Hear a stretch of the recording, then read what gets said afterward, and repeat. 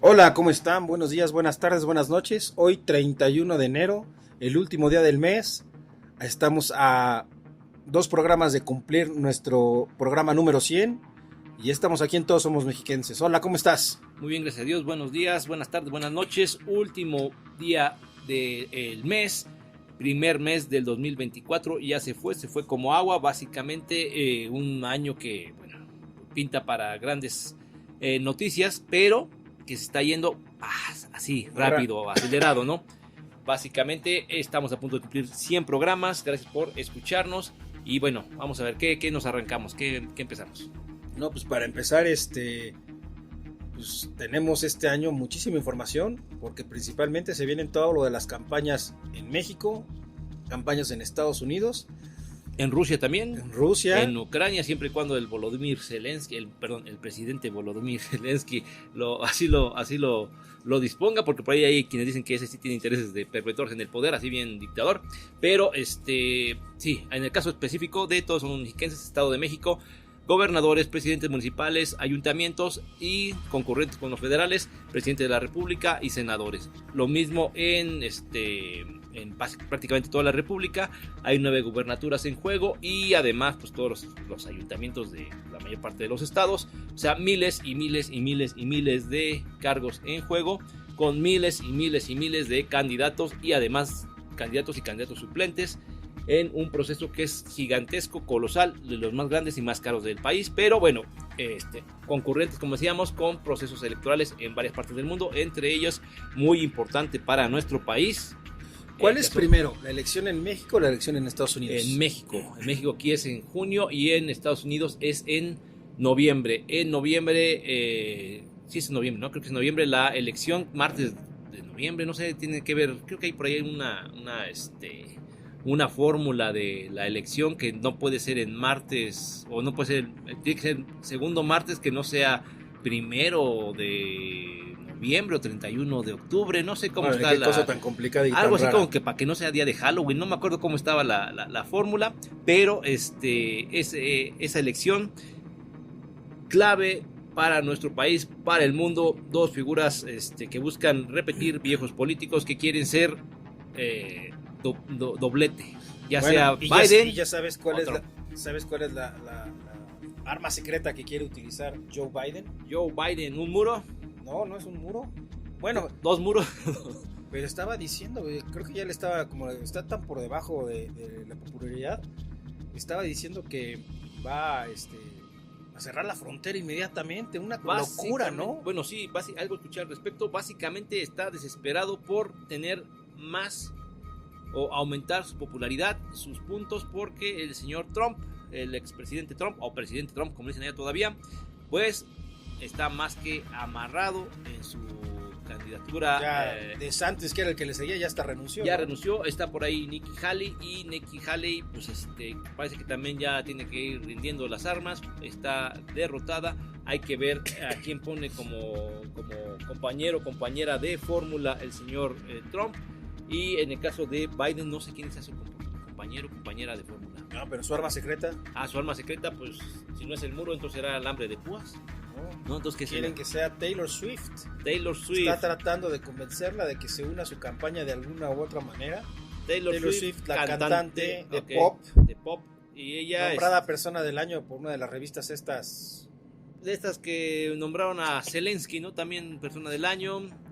Bueno, de esas revistas que, bueno, digamos, no se venden por cualquier cosa, son súper objetivas. Zelensky, persona del año hace, no sé, 1 o 2 años, y ahora, ¿dónde está Zelensky? Pues está buscando también la reelección o permanencia en el poder, y esa misma portada, suponemos, ¿no? Bueno, sabemos, a lo mejor estamos equivocando de revista, es la revista Hola, o no sé, pero ahí está Taylor Swift, famosa cantante. ¿Por qué?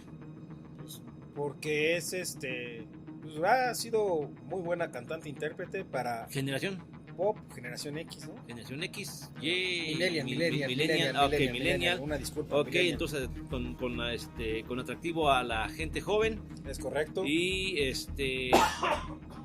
y bueno, supongo que ha de ser exitosa además de su música, ¿no? ¿O qué? Bueno, ¿cuál es el encanto de Taylor Swift? Pues no es el encanto, pero sí ha tenido una carrera desde el punto de vista de negocio muy interesante, porque fue la primera que no no necesitó a una disquera para subir su música a las diferentes plataformas de reproducción como Spotify y demás. Ajá. Ella hizo algo muy curioso. En un principio no dio permiso. Ajá. No dio permiso hasta que las plataformas la buscaron directamente. Y en vez de que Se cotizó, diríamos. se cotizó, Ajá. le tuvo la suerte de que le fue bien en su carrera. Y en vez de que le paguen, por decirte algo, por cada millón 20 centavos de dólar, Ajá. le pagan $2, ¿no? O sea, un muy buen arreglo que le ha permitido seguramente una bonanza financiera que pues seguramente impulsa y la motiva y la entusiasma para permanecer en el negocio nada lucrativo, totalmente cultural, desinteresado y altruista de la música pop. Pero lo inglés. interesante fue cómo lo hizo, porque yo no sabía, pero las casas disqueras son dueñas de la versión que se graba en estudio y ellas son las propietarias. Entonces ella no podía subir esas porque ella no tenía derechos sobre esa versión. Ok. Y entonces lo que ella hizo fue regrabar todo su catálogo de música con ciertas variaciones y diferencias. Diferentes arreglos, coros, para tiempo, poderlo duración. subir. Sí, eso me he dado cuenta que luego hay canciones que tú las buscas y dices, bueno, para identificar la versión, porque así la buscas, dice, esta dura 3.12, la otra tiene que durar 3.12 y resulta que no, uno dura 3.12, 3.14, 3.8 y son la misma canción, pero con pequeñas variaciones, diferentes arreglos. Y entonces básicamente eso empezó con, digámoslo, con ella, ¿no? Además de las versiones en concierto, me imagino. Y ella logró hacerse un buen arreglo económico en la potencia capitalista del mundo, con unas almas de la caridad que son las disqueras que siempre ven por los artistas y es todo un tema eso de los derechos de autor y el copyright y demás, ¿no? Sí, o sea, sí, es una industria tremenda y obviamente pues manejan una cantidad que bueno, por ahí podríamos saber incluso, bueno, no saber si nos conocemos de esos personajes claves. Por ahí está ¿cómo se llama? Tony Motola, ¿no? Sí, Tony Motola. ¿Está de Sony casado Music. con quién? ¿Talía? Con Thalía, que por cierto tiene ¿Recuerdas de la huelga que hubo hace poquito de los escritores y actores? Ajá, bueno, sí, no Hollywood? sé si fue hace un año, creo, ¿no? Ya eso. Sí, bueno, esa huelga sí obtuvo beneficios para que no se quedaran los estudios o las disqueras con el 70% de las utilidades. Sí va a haber un poco más de repartición para los actores, para los guionistas. Y hay que entender que aunque dijeran 69% y no 70%, ese 1% son miles de millones de millones. ¿Va? Entonces, ok, bueno, esa sería la fórmula secreta de Joe Biden, entre otras cosas. Y la otra fórmula es que está prometiendo que si le dan poderes excepcionales para cerrar la frontera, la va a cerrar. Por ahí, por cierto, Pero eso es como una copia de lo que Trump quería, espérate. ¿no? O sea, Trump es como su base. Siempre para la campaña se va contra México y contra los migrantes, y va a cerrar la frontera y controlar la frontera. ¿Le va a copiar o qué pasa? No sé, pero ahí hay algo muy interesante porque esto se mete con el villano favorito que tenemos aquí en este programa, que se llama ¿cómo? Elon Musk. Por ahí salió el señor Elon Musk a decir que eso que estaba diciendo Biden, pues básicamente, pues era lo mismo que no decir nada, porque los poderes, las facultades que tiene el Ejecutivo Federal en estos momentos, Estados Unidos, el presidente Biden, son suficientes para cerrar la frontera, así como está prometiendo que lo va a hacer. Entonces, que no queda claro qué clase de poderes excepcionales, porque está proponiendo una reforma judicial en su paquete de reformas que está metiendo, sí, una reforma legal, digámoslo, junto con el paquete que viene el presupuesto del gobierno de Estados Unidos, justo con un paquete específico de ayuda, creo que de 100,000 millones, o sea, billones, como dicen ellos, 1,000 millones de dólares para defensa, entre extra y adicional, entre los cuales incluiría 60,000 millones de dólares, o 60 billones de dólares, como dicen ellos, para Ucrania. Y que no se lo quieren autorizar porque los republicanos dicen que lo que más importa ahorita es la frontera sur, que es porosa, la frontera sur con nuestro país, precisamente todos los mexicanos y mexicanos también.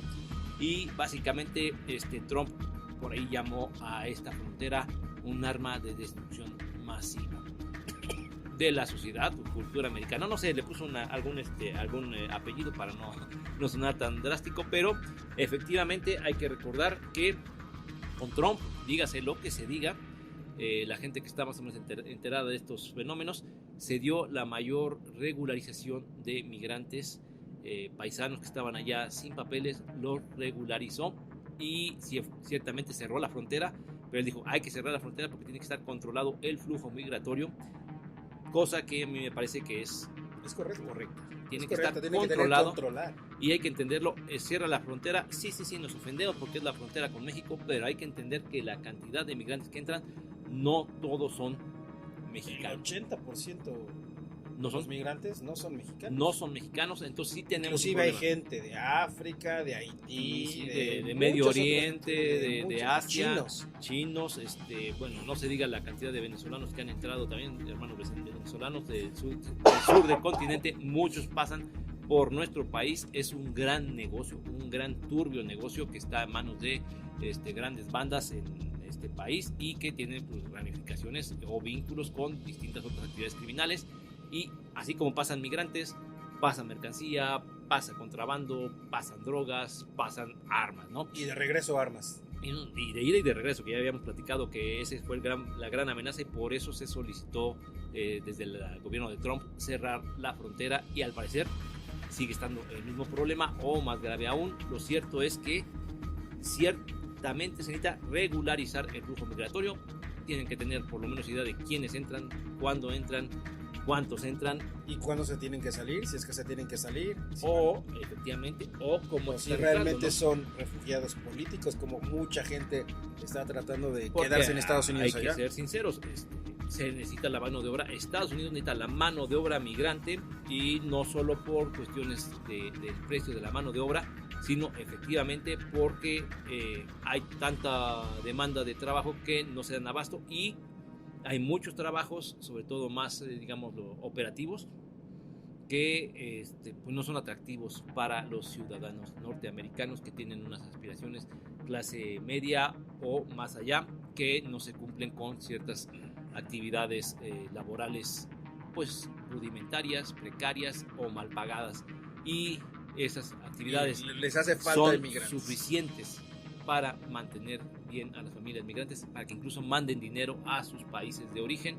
Entonces representan una oportunidad de desarrollo para sus comunidades, para sus familias, para su entorno social, con sus costos sin duda, pero por un lado está esa necesidad que tiene Estados Unidos de migrantes y por otro lado la necesidad de controlar el flujo migratorio, ¿no? Y bueno, eso fue la introducción. ¿De qué vamos a hablar hoy? Sí. Bueno, hay varios temas. ¿Con qué quieres que nos arranquemos? ¿Con la filtración que hubo? A ver, platícame de la filtración. Me estabas comentando algo antes de iniciar la grabación, pero yo no había escuchado al respecto. Así es que si usted escuchó, pues bueno, ahí va el resumen. Y si no escuchó, entérese conmigo. El viernes pasado, el viernes 26, se publicaron un listado de 263 reporteros que han entrado a la mañanera, donde se publicaban sus identificaciones con dirección, o sea, el INE, el IFE o como le queramos decir, a la credencial con todo y datos de dirección y demás, en algunos casos pasaporte, inclusive hasta licencias de Estados Unidos para algunos colegas periodistas que vienen de allá, que atienden la mañanera.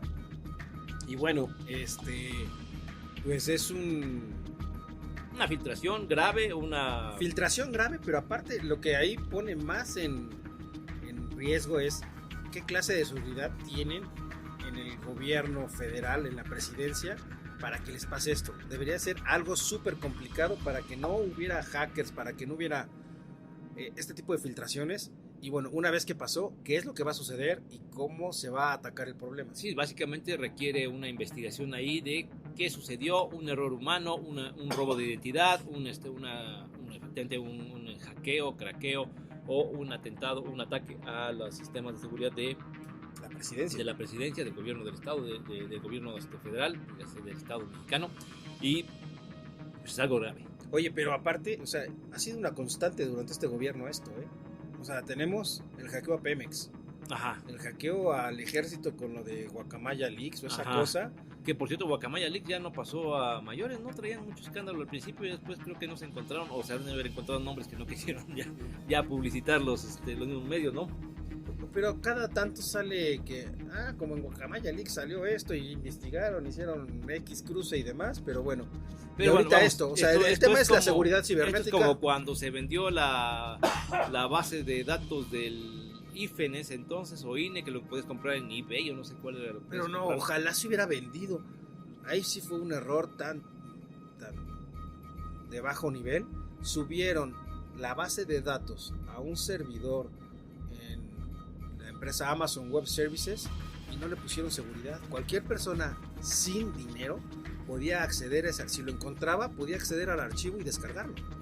Ni Sí. siquiera fue que la hayan vendido. Ah, En ese momento, sí, ¿qué quién partido sabe. fue? Movimiento Ciudadano, ¿no? No sé, No me habrá acuerdo. preguntar ese, o No el me Verde acuerdo. o Ciudadano. Uno de esos partidos se le hizo muy fácil guardarla en un disco duro virtual dentro del Amazon Web Services, dentro de los discos duros de esos, y no le pusieron la palomita. Pero vamos a ser de que sinceros, se necesitara- ese error yo lo cometo, porque yo acostumbro estar en ese tipo de sistemas, pero si tienes a alguien que le contratas para sistemas, pues no creo que haya sido no sé, el ahijado del kinder del dueño del partido que se haya tratado, ¿no? Se supone que no son errores fáciles de cometer por gente que se dedica a sistemas y más cuestiones de seguridad. Entonces, no, yo sospecho que sí la vendieron. Yo sospecho que dijeron, mira, No, después la vendía, después la podías comprar, pero una vez que ya la habían descargado de los mensos del partido. O sea, después alguien se avivó, descargó la base de datos y la ponía a la venta. y de Porque- eso, por ejemplo, es algo gravísimo también. Y subimos alguna vez si hubo alguien encarcelado, una No, nadie. violación, o sea, un tráfico con los datos personales de millones de mexicanos se fue impune. Ahí debió de haber debido Ahí debe haber realmente- una cancelación incluso del registro del partido, porque Sí, fue una sí, sí, violación sí. a millones de datos de millones de personas. Aquí lo que más sorprende con el caso, Grave. con el caso de los periodistas Ajá. es que ya hicieron una rueda de prensa para informar qué era, y en la investigación resultó que no fue que hayan hackeado el sitio, Ajá. sino que utilizaron un usuario y una contraseña que estaba activo para entrar a un sitio de pruebas donde estaba la base de datos. O sea, todavía es un poquito más increíble Pero- que no hayan tenido los candados para, Pero con esos si datos- quitaron si corrieron a un servidor público de la presidencia, que no le hayan removido todas las credenciales que tenía, o si alguien vendió su usuario o hay su que contraseña. entenderlo. Entonces, básicamente, pues hay una línea de investigación bastante clara que debería llevarse hasta las últimas consecuencias y demostrar que, bueno, que no se trata de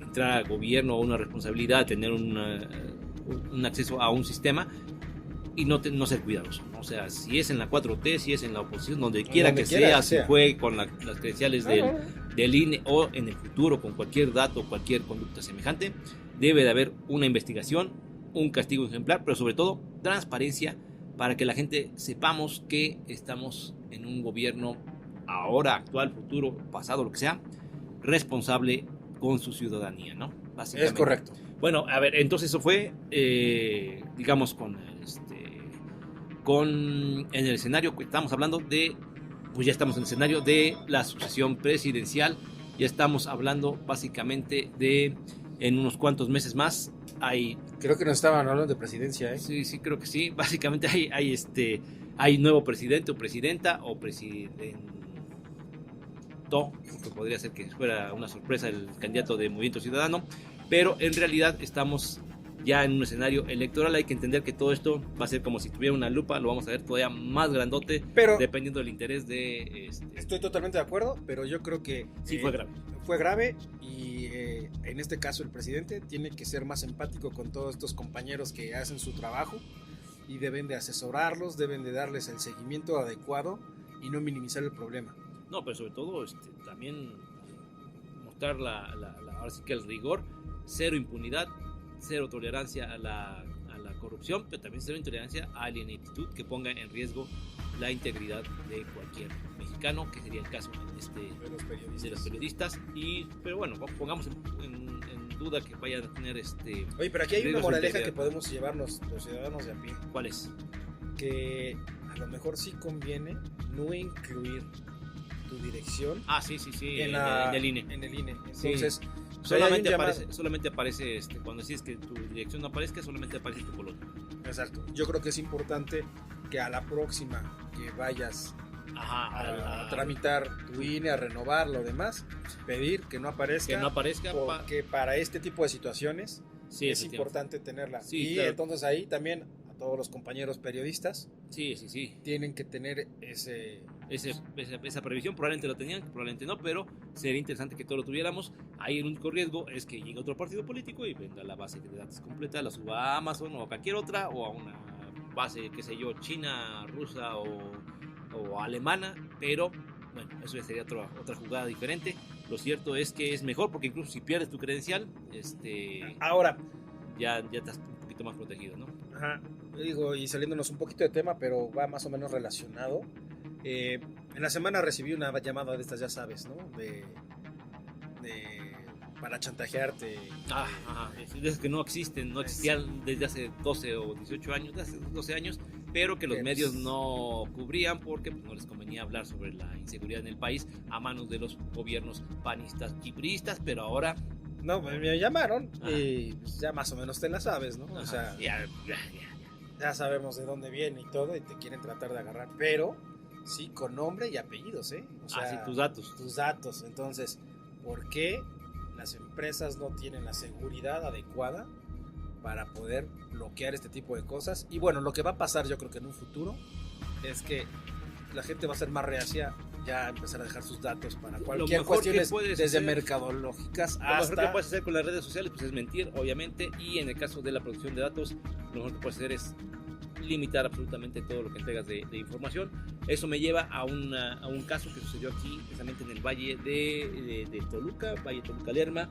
Todos somos mexiquenses, por ahí hubo un episodio con un comandante de policía, parece que, bueno, ya no voy a hablar más al respecto, pero lo ejecutaron, ¿va? Detuvieron, sí, por la zona del aeropuerto, aquí, y detuvieron a la persona, al tipo que al parecer el presunto culpable, no sé su nombre, entonces no vamos a ver el apellido N, no sé cómo se llame, pero busca la nota por ahí, y básicamente al parecer es parte de una célula criminal de la Unión Tepito o algo así. Bueno, lo detuvieron y encontraron que entre las cosas cuando lo tuvieron, sustancias, armas y equipo electrónico para bloqueo de señal GPS.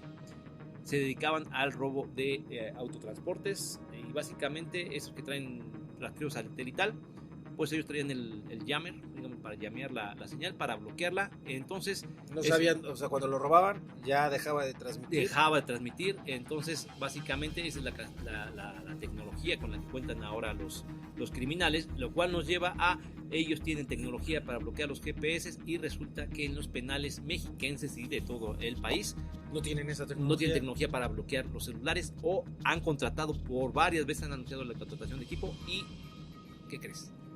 Que no lo ocupan. Siguen funcionando los celulares al interior de los penales, que no debería de haber celulares al interior de los penales, y desde ahí se llevan a cabo las extorsiones. Corrupción y más corrupción y más corrupción ha imperado.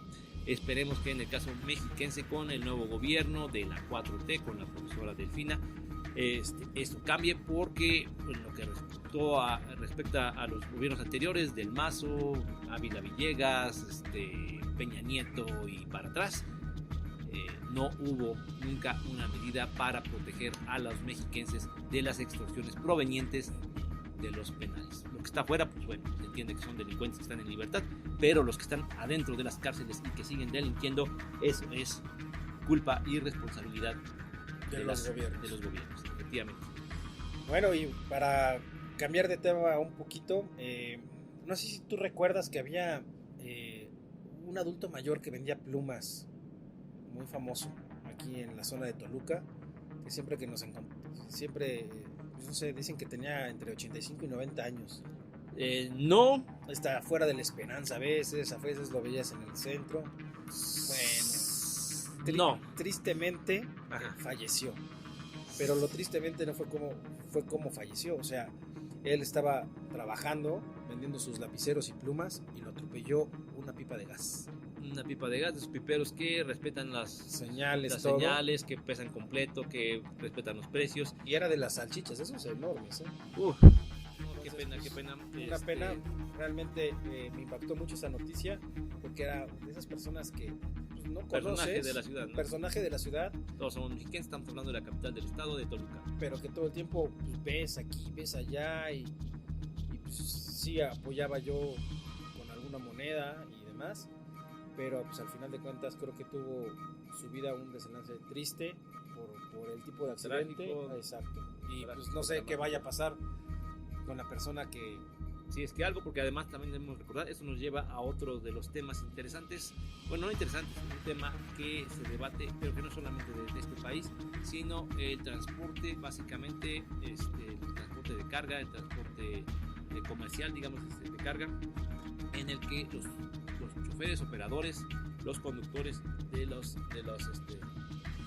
unidades, pues son o cumplen con horarios criminales, 24 horas manejando o más, y tienen que recurrir al consumo de sustancias. Por ahí hay unas... Eso es todo un tema, todo un tema de todos. Que hay que reconocerlo. No se aborda como debería de abordarse. ¿Por qué hay accidentes? ¿Por qué hay estas cosas? Pues muchas veces por el consumo de sustancias por parte de los operadores, choferes de transporte de mercancía de carga.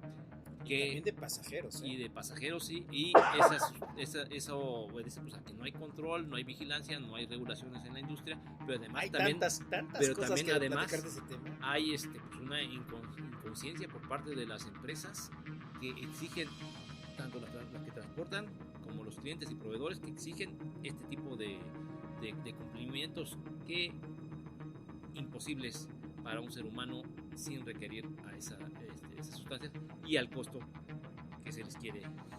Si eso le sumas la vaga legislación de estos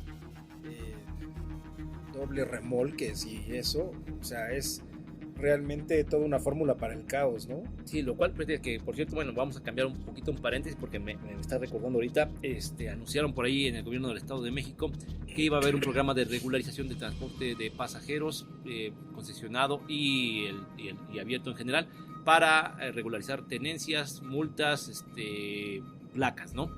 Y está interesante el programa, no sé cuánto es el sacrificio fiscal que van a hacer, que son 1.800 millones de pesos o algo así, que hay que entenderlo, no lo hace el gobierno, por más que siempre nos han vendido que el gobierno se aprieta el cinturón cuando da subsidios, pues no es el gobierno, somos los habitantes, porque nos quedamos sin los programas, sin los servicios, sin el trabajo que corresponde a la irresponsabilidad de los propietarios de las unidades, pero en este caso más grave de las unidades de transporte público de pasajeros, que también nos van a regularizar. ¿Que es importante regularizarlos? Sí, pero si tienes una concesión y no has pagado tus placas, no te has regularizado, no has pagado tus tenencias, básicamente yo lo que propongo es que te la quiten, que te quiten la concesión. Igual en este momento en el Valle de Toluca vemos que a partir de, pues sí, básicamente un par de meses atrás, las unidades de transporte, dígase los camiones, ahora traen publicidad, es decir, ya no cumplen ni siquiera con una cromática oficial que los identifique.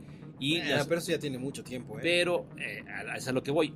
Antes que regularizarlos y perdonarles y condonarles y, digamos, de alguna manera darles impunidad, habría que sancionarlos, retirarlos y hacer una depuración de las unidades.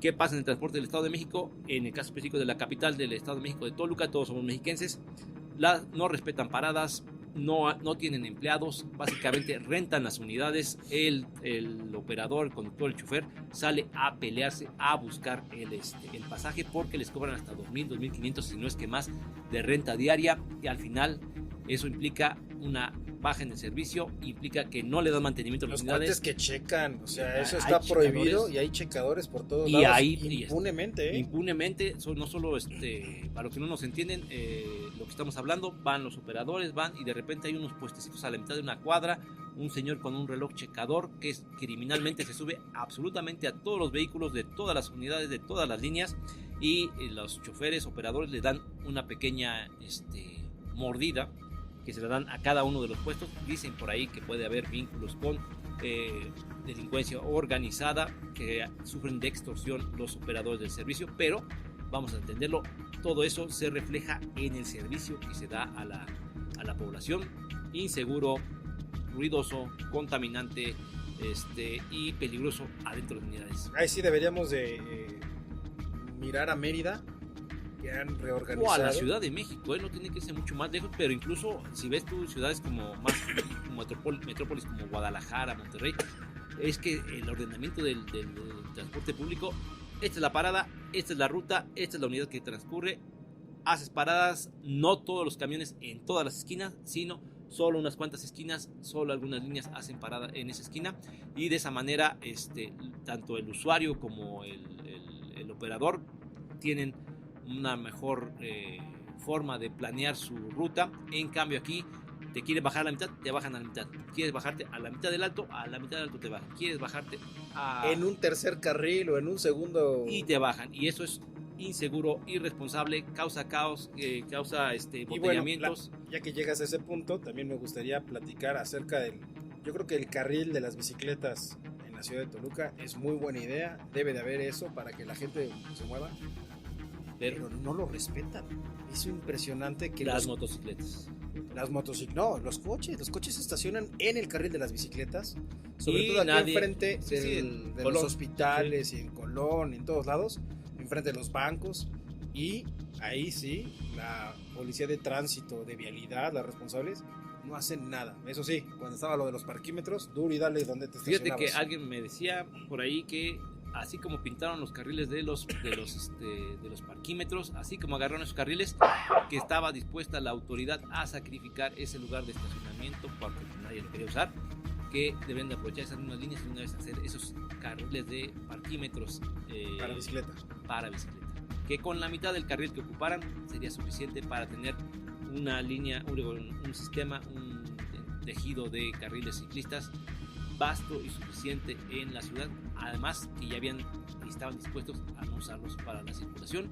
Entonces, bueno, son propuestas que están por ahí. Obviamente, después de platicar el otro día, que estoy platicando del caso de los parquímetros aquí, también estaban diciendo sobre la alternancia, por ejemplo, de estacionamiento, de aceras de estacionamiento, que hay ciudades donde lunes, miércoles y viernes tienen prohibido estacionarse del lado derecho. Bueno, tienen permitido estacionarse del lado derecho, y ahí es donde pagan el parquímetro. Martes, jueves y sábado del lado izquierdo, por decirte algo. Entonces, tanto sobre todo estoy hablando de la zona centro del país, de la ciudad. Entonces, un día a unos comerciantes les toca tener coches estacionados enfrente y el otro día les toca a los del otro lado, de manera que es más o menos parejo, y ya eso es cuestión cultural. Son medidas o propuestas que no requieren inversión más que en así que desarrollar la cultura vial y informar y así que mantener a la gente al tanto de lo que sucede en su ciudad, pero que es una de las mejores medidas para mantener la vida comercial en las aceras de las ciudades, y que la gente está más conforme con eso. Un día te estacionas tú, un día te estacionas del otro lado, por ejemplo, y que como eso hay miles de medidas que no cuestan y que pueden implementarse en el caso de esta capital del Estado de México o de cualquier ciudad. Sí, bueno, pues creo que fuimos viendo varios temas. No vimos lo que íbamos a ver. Y hemos llegado al final del programa. Muchas gracias por escucharnos. Todos somos mexiquenses. Y ya saben, denle like, denle seguir en Spotify, Amazon Music, TuneIn, YouTube. Y por ahí se me fue Google Podcast. Y no se preocupen, esta versión es la misma que va a encontrar en todas las plataformas. No somos como Taylor Swift. A lo mejor por eso no nos quiere Biden en su campaña, pero todos somos mexiquenses. Cuídense mucho. Gracias y hasta luego. Bye.